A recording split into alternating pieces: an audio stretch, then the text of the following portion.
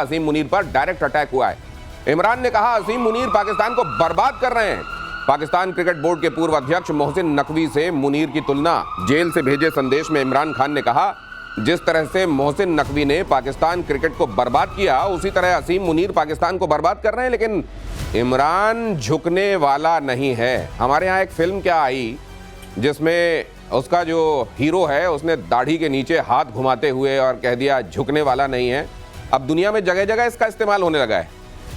इमरान झुकने वाले नहीं है, वो कह रहे हैं जेल के भीतर से। और उन्होंने कहा कि मोहसिन नकवी ने पाकिस्तान क्रिकेट बोर्ड को बर्बाद कर दिया और ये असीम मुनीर तो पूरे पाकिस्तान की लुटिया डुबोने वाला है। क्या वाकई ऐसा है? ये एनालॉजी, ये तुलना क्यों की जा रही है? मेरे साथ जनरल के सिन्हा यहाँ जुड़ रहे हैं और कैप्टन श्याम, आप दोनों का बहुत स्वागत है। गुड इवनिंग और जय हिंद सर। ये मोहसिन नकवी और असीम मुनीर, ये तुलना क्यों सर? देखिए, तुलना तो मेरे ख्याल से एक करेक्ट है एनालॉजी, आप उसको देखेंगे।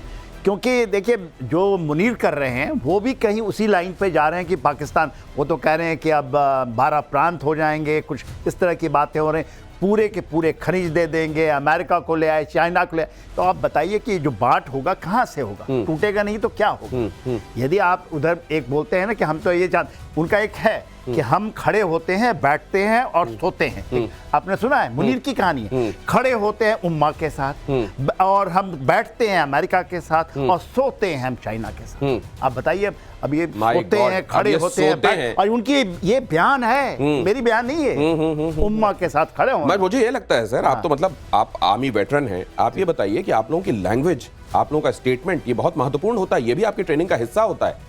इस तरीके की बातें कहना, हम इसके साथ खड़े होते हैं, उसके साथ बैठते हैं और फिर उसके साथ जोड़ देना हम इनके साथ सोते हैं। सर, इनको ये ध्यान नहीं है कि ये कम से कम ये फील्ड मार्शल, ये कम से कम वो जो वर्दी, एक तो इन लोगों को वर्दी नहीं पहनना चाहिए, वो वहां के आतंकवादियों की ड्रेस पहनना चाहिए, लेकिन फिर भी अगर ये किया है आपने, कम से कम उसकी इज्जत रख लेते हैं। कैप्टन श्याम? बिल्कुल दिनेश जी, देखिए पाकिस्तान के जो इनका इतिहास रहा है कि शुरू से इनके जो आर्मी के लोग हैं ये पॉलिटिकल स्टंट्स के साथ साथ देश के जो लोगों का एक तरह से व्यापार करते हैं। आप जब देख रहे हो मुनीर को, कभी वो तो मुल्ला की बात करते हैं, कभी वो पहलगांव में कहते हैं कि वो ठीक किया उन्होंने, फिर कहते हैं वो मस्जिद के लोग जाके लड़ेंगे। कॉमनल ट्रेड्स के साथ ये चलते हैं। लेकिन जब आप ये देखते हैं सर, देखिए वहां से जो स्टेटमेंट्स आते हैं, हर एक स्टेटमेंट जनता के बीच में कितना रिवर्बरेट होता है, कितना कनेक्ट रखता है, इस पर पूरा गेम है। क्या इमरान खान वहां के क्रिकेटिंग हीरो हैं, इससे कोई डिनाई नहीं कर सकता। वो प्रधानमंत्री भी इसीलिए बने क्योंकि उन्होंने वर्ल्ड कप जिताया था पाकिस्तान को एक समय, इसलिए वो जो कहते थे वहां की जनता भरोसा करती थी क्योंकि क्रिकेट वहां भी रगों में बहता है। अब ये जो बात उन्होंने कही है, क्या वहां पाकिस्तान में एक बड़ा तबका है जो मुनीर के खिलाफ, शहबाज के खिलाफ उठ खड़ा होगा? देखिए, इमरान खान को आप जो कह रहे हैं बहुत सही है। 25 लाख करोड़ जनता जो है पाकिस्तान के अंदर में, मेरे से ज़्यादा इमरान खान से बहुत उम्मीद थी। जो इमरान खान केवल ऐसा नहीं कि उनको ये कहते थे कि एक वेस्ट का है, उनका ये सोच था कि ये पढ़े लिखे हैं और क्रिकेट के बादशाह रहे हैं। तो उनको ऐसा था कि कहीं पाकिस्तान को ऊपर ले जाएंगे। इमरान खान ने अपने दौर के अंदर रहे, 5 साल के लिए आए थे, 4 साल ही रहे, पर जो काम उन्होंने भी किया था कोई अच्छी काम तो की नहीं थी उन्होंने। वो तो पहुंच गए थे टर्की के साथ और फिर मलेशिया के साथ और बनाना चाहते थे, और वो चाहते थे कि पूरा का पूरा इस्लामिक वर्ल्ड का। लेकिन यहाँ पर ये देखिए साइकोलॉजिकली, ये देखिए साइकी से किस तरीके से खेला जाता है। एक क्रिकेटिंग हीरो है, एक क्रिकेटिंग हीरो वहां पर पीएम बना दिया गया, वो सस्टेन नहीं कर पाया, लेकिन आज भी क्रिकेट के जरिए ही वो फिर से, अगर प्राइम किसी समय पा सकता है तो क्रिकेट ही जरिया बन सकता है। इसलिए एनालॉजी ड्रॉ की गई, वो किसी और ऐसे व्यक्ति के साथ ड्रॉ की जा सकती थी जिसने पाकिस्तान की लुटिया डुबोई हो, लेकिन जानबूझकर क्रिकेट का तस्करा, क्रिकेट का जिक्र इसलिए ताकि क्रिकेट के साथ एक बार फिर इमरान को कनेक्ट करके देखा जा सके और उनको शायद फिर से उनका प्राइम पाकिस्तान लौटाए। अगली खबर देखिए, डोनाल्ड ट्रंप के परिवार का लाहौर में कारोबार शुरू। लाहौर में ट्रंप की रियल एस्टेट कंपनी का नया दफ्तर, लाहौर में ट्रंप के दामाद ने कारोबार संभाला। ऑयल और रेयर अर्थ मेटल का व्यापार, शहबाज मुनीर पर ट्रंप के इशारे पर काम करने का आरोप लगा। हालांकि ये जो हम परिवारवाद की बात करते हैं कि अंधा बांटे रेवड़ी अपने अपने को दे, ये वाली बात अमेरिका में कम होती रही है, लेकिन ऐसा नहीं है। जो बाइडेन वहां हंटर बाइडेन को फलाने फुलाने में लगे रहे, अब यहां पर अपने दामाद को, उनका दामाद का नाम है कुशनर, कितना कुशन है पता नहीं, लेकिन वो कुशनर साहब जो हैं उनको वहां पर एस्टेब्लिश करने में ये लगे हुए हैं। और अब ये बिल्कुल सामने आ गया, जो बात पहले ढकी छुपी थी कि क्रिप्टो की बात हो या दूसरे तमाम तरीके में, they are hand and gloves, कारोबार चल रहा है, धंधा चल रहा है, मुनीर किसी उम्मे का नहीं है। अब ये बात सामने आ गई सर। एब्सोल्युटली। और ये किस दिन हुआ? 22 तारीख को यहाँ पर आपका पहलगाम में अटैक होता है, 24 तारीख को पहुँच जाते हैं। उसी समय 2 दिन बाद आए थे। और देखिए जो इन्होंने काउंसिल बनाई है, क्रिप्टो करेंसी काउंसिल, उसके पूरे के पूरा जिम्मा जो है वो सेना को दिया है और मुनीर साहब ने खुद ले लिया है। और आप इसमें केवल नहीं, क्योंकि उनके दामाद साहब आए हुए हैं, उनके दोनों बेटे शामिल हैं, विटकॉप का सन है और उनके दामाद हैं। और सोचिए, और इसके अंदर में आपको मैं बताता हूं, जो ये बात करते हैं कि ये इसके साथ ड्रग मनी इन्वॉल्व है। और ड्रग मनी कहाँ का है? ये क्रिप्टो करेंसी जो ये कहते हैं ना, सर ये पाकिस्तान के आवाम को क्या हो गया है, उनको इनके आंखों के सामने इतना बड़ा बड़ा होता हुआ क्या नहीं दिखाई दे रहा है कैप्टन श्याम? बिल्कुल दिख रहा है, देखिए बिल्कुल दिख रहा है। वहां पे विरोध और उसका विरोधाभास भी शुरू हो गया है। वो जान रहे हैं कि ये कई टुकड़ों में बांट के एक तरह से, एक ये ड्रग हो या इनकी क्रिप्टो करेंसी का मामला हो, रेयर अर्थ के ऊपर इनकी जो पकड़ बन रही है, बलूचिस्तान में भी आप देख रहे हैं इसके साथ विरोधाभास। तो ये सब विरोधाभास इसलिए हो रहा है क्योंकि जनता धीरे धीरे समझ गई है कि ये चाइना को बेच दिया था पहले, अब ये अमेरिका को बेच रहे हैं। ये तो एक सर, लेकिन जनता अगर समझ भी लेगी तो हथियार तो मुनीर के पास है, वो तो क्रश कर देंगे। तमाम जगहों पर कर ही रहे हैं इस तरह का रिवोल्ट, जहां भी दिखाई देता है वो क्रश कर देते हैं, लेकिन ये कर देंगे फिर से। लेकिन देखिए आपको ये मानना होगा, धीरे धीरे जो बात निकल कर आ रही है कि कई दिनों तक आप किसी को क्रश नहीं कर सकते, कुछ ना कुछ तो बवाल होगा। ये लगता था कि जहां एक तरफा चलती है वहां की आर्मी की, वहां के मुल्क में, असल में कहते हैं कि बाकी जगहों पर किसी मुल्क की आर्मी होती है, यहां पर एक आर्मी का मुल्क है पाकिस्तान। लेकिन सर ये पहली बार दिखाई दिया था कि शायद इमरान चुनौती दे सकते हैं वहां के आर्मी वाले डिस्पेंसेशन को। क्या ये कभी होगा पाकिस्तान में? 9 मई का दिन याद है ना जी, उसको काला दिन वहां कहते हैं। हाँ। 9 मई के अंदर में फर्स्ट टाइम कोर कमांडर के घर में घुस के 4 कोर हाँ। कराची के पूरा तहस नहस कर दिया था, एयरफोर्स स्टेशन तहस तो ये बातें अब रिपीट होंगी क्या सर आने वाले दिनों में जल्दी? एब्सोल्युटली होगी। यदि ये इस तरह से लूटेंगे, ये कहते हैं तेल लूट के ले जाओ, मिनरल ले जाओ, अमेरिका लूटेगा, चाइना लूटेगा, तो वहां के लोगों का क्या होगा? इसको तो ये अब बहुत दिनों की बात नहीं है, बहुत जल्द आप ये देखेंगे कि वहां सेना का भी तक, अब वहां की आवाम कितने दिनों, देखिए ना बलोच विद्रोही क्या कह रहे हैं। बलोच विद्रोहियों की अमेरिका को खुली चेतावनी। बलोच विद्रोहियों ने कहा चीन भुगत रहा है, अमेरिका भी झेलेगा। बलोचों ने कहा पाकिस्तान के चक्कर में आए तो खैर नहीं। बलोचिस्तान लिबरेशन फ्रंट ने कहा बलूचिस्तान का खजाना लूटने नहीं देंगे। अब देखिए बलूचिस्तान तो एकदम सजग हो गया है।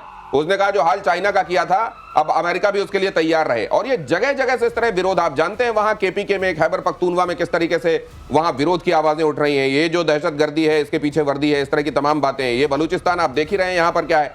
वहां असल में पंजाब ओरिजिनेशन वाला जो एक छोटा सा समूह है, अगर आप उसको छोड़ दें तो सब के सब दुखी हैं और सब ये तमाशा होते हुए देख रहे हैं। और ये तो वाकई सर, ये तो उनकी छाती में मूंग दलने जैसा है।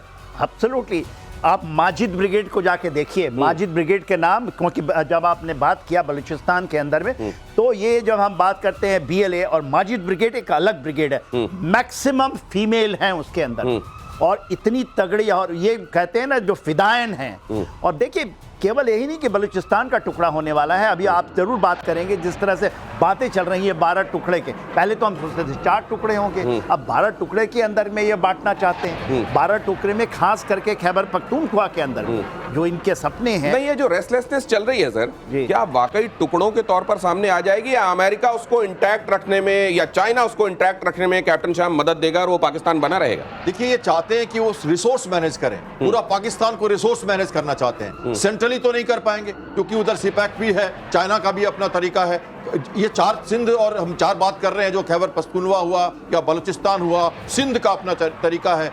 ये अंडा जो है ना धीरे धीरे, अब आप कह रहे थे ना कि वहां पे कुछ विरोधाभास नहीं है, ये अंडा फूटेगा और अपने आप फूटेगा। तो वो क्या चाहते हैं, उसके पहले इसको डिसेंट्रलाइज कर दें, अलग अलग पार्ट्स में बांट दें, कुछ अमेरिका रख ले, अपना चाइना जो कर रहा है वो करे, और ये इसका जो फायदा है ये सेना को मिलेगा। और ये शहबाज शरीफ, ये ट्रायंगल है, ये मुनीर और साथ में शहबाज शरीफ और अमेरिका का ट्रायंगल है। चाइना पहले से था, लेकिन बलूचिस्तान की वार्निंग आई है। वो कह रहे हैं 78 साल से हमें आप कह रहे हो कि हम टेररिस्ट ऑर्गेनाइजेशन है, हमें आपने स्पेशल ग्लोबल टेररिस्ट बना दिया था कुछ दिन पहले 19 में। हम वे नहीं है, वो तो IS और ये जो उनका जो ISI का जो नेट है वो ये सब कर रहा है। तो हमें मान के चलना पड़ेगा कि बलूचिस्तान की आवाज सुन रहे हैं लोग, और अमेरिका जो ट्राई कर रहा है वहां पे डिसेंट्रलाइज करके, रिसोर्स मैनेज करके, उनके जो रेयर अर्थ मेटल्स हैं या जो भी रिसोर्सेज हैं उसको लेना, इस सब के पीछे ये भावना है। और तो इस समय अमेरिका के जो वल्चर्स हैं, या ये समझ लीजिए कि जो भी रेयर अर्थ मेटल लेवल पर लुटेरों की निगाह रखने वाले मुल्क हैं, उसमें चाइना भी कुछ हद तक शामिल है, वो सब के सब पाकिस्तान के इन रिसोर्सेज पर निगाह गड़ाए हुए हैं। आवाम बेचारी ठगी हुई महसूस कर रही है, मुनीर अपने देश को लुटवाने में लगे हुए हैं। और इधर ऑपरेशन सिंदूर पर डोनाल्ड ट्रंप का नया दावा, प्रधानमंत्री मोदी पर तनाव कम करने का डाला था दबाव। ऑपरेशन सिंदूर पर फिर बोले ट्रंप, सीजफायर से 5 घंटे पहले बनाया था प्रेशर। युद्ध के दौरान मोदी ट्रंप में बात नहीं। भारत सरकार, कई बार आपने देखा होगा हिंदी फिल्मों में दिखाते हैं कि कोई जो है वो असल में कोमा में चला गया, वो फिर जब बीच में होश आता है वो अचानक कोई एक बात कह के चुप हो जाता है, फिर वो सो जाता है, फिर अचानक जागता है, फिर वो वही बात कहता है, फिर सो जाता है। ये आपने जो ड्रामा देखा होगा कहीं पर, वो ड्रामा हकीकतन देख लीजिए। जिस बात को भारत डिनाई कर चुका है, जर्मनी जिसके बारे में कई पन्नों का लेख वहां का एक बहुत बड़ा न्यूज प्लेटफॉर्म रखकर कह रहा है कि भारत ने तो फोन तक नहीं उठाया इनका, अमेरिका का डेलीगेशन तक नहीं आने दिया, और एक बार ये फिर से जागे, मैंने कराया था सीज फायर भारत पाकिस्तान के बीच में। क्रेडिबिलिटी एक होता है कि खराब हुई, इरोड हुई, एक होता है खत्म होते होते रसातल में चली गई, ये उसकी भी चिंता नहीं कर रहे हैं। ये कितने बार कहेंगे, ये काम करें, दिन में फिक्स कर लें, अपनी तरफ से एक पुतला एआई टाइप का कुछ खड़ा कर दें, वो उनकी तरफ से स्टेटमेंट क्यों रोज ये खुद कहते हैं। देखिए दिनेश, कहा जाता है कि आप एक झूठ को 100 बार बोलिए तो कहीं सच हो जाती है। तो ये सोचते हैं 30-40 पहुंचे हैं, इसी तरह 60 और 70 का समय है, कितनी बार बोलेंगे। पर बात ये है कि देखिए, आपने पार्लियामेंट के अंदर में सुना है, पार्लियामेंट के अंदर में बोला गया कोई भी ऑपरेशन सिंदूर के बीच में तीसरा पार्टी नहीं था। हमने ना सुना, और उसके बाद तो अब तो पाकिस्तान भी डिनाई करने लगा है सर। उनके विदेश मंत्री ने बोला है, ख्वाजा हाफिज को सुना होगा, उन्होंने कहा कि नहीं, अमेरिका भी नहीं बात किया है। क्योंकि देखिए, जो प्रॉब्लम है अमेरिका के, जो पाकिस्तान के सत्ता के ऊपर भी प्रॉब्लम है। जिस तरह से मुनीर हावी हो रहे हैं, मुनीर हर एक चीज पे हावी हो रहे हैं, और ये नहीं कि केवल पाकिस्तान को खत्म करेंगे, उनकी साठगांठ, मेरा तो ये मानना है कि डीप स्टेट का वो हिस्सा है, वो अमेरिका के डीप स्टेट का हिस्सा है। तो अमेरिका के डीप स्टेट उनको यूज कर रहा है, उनको कुछ लेना देना नहीं। उन्होंने अपनी फैमिली तो अमेरिका पहुंचाई दी है, अब वो हैं। और देखिए, आप तो कह रहे हैं 60 गांठ उनके हो गया। जो वर्ल्ड का वो कहते हैं, उनकी जो कंपनी है डोनाल्ड ट्रंप साहब के बेटों की, और उनके उनके क्या नाम है, दामाद साहब की, और कुशनर की, और वो बिटकॉप के सन ज़ेरेन कोरी कुशनर। अब ये सवाल ये है कि अब ये जो बातें हर दिन आप सुन रहे हैं, दिन दोपहर शाम के हिसाब से ट्रंप इसको दोहरा रहे हैं, असल में उनकी बॉटम लाइन क्या है?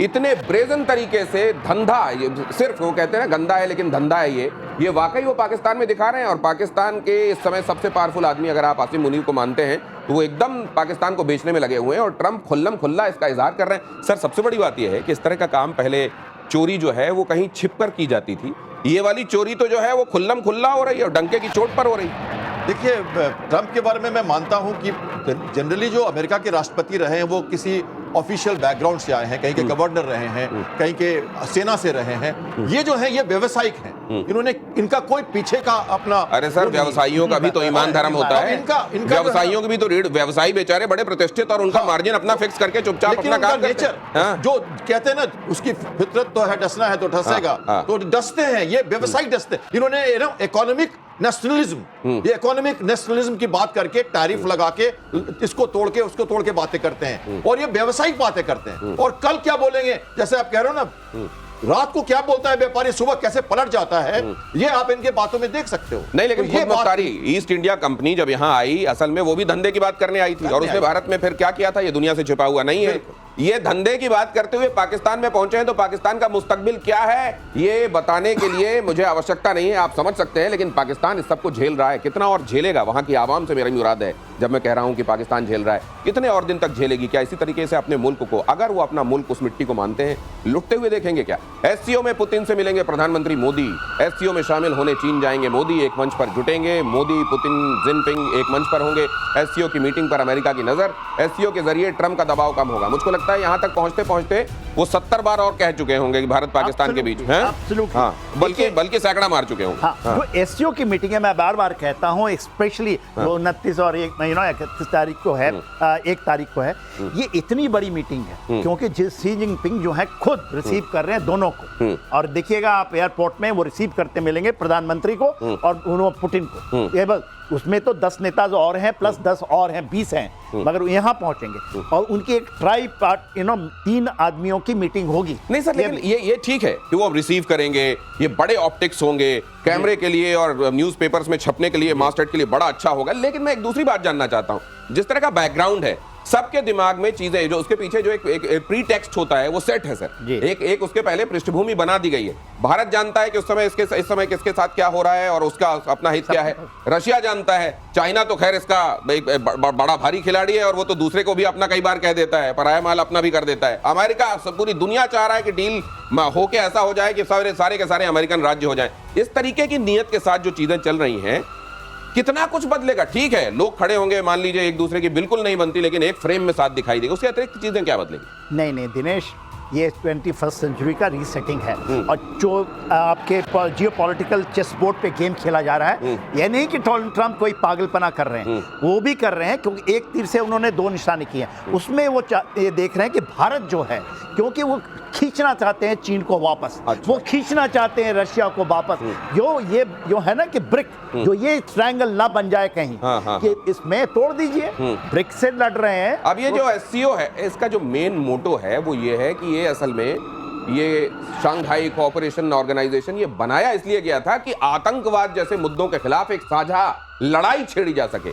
एक तो ये अपने गोल्स को कितना पा पाया, और यहां पर जाने के बाद वो मुद्दे जो इस समय दुनिया भर के लिए सिरदर्द बने हैं, उनका क्या कोई इलाज निकलेगा सर?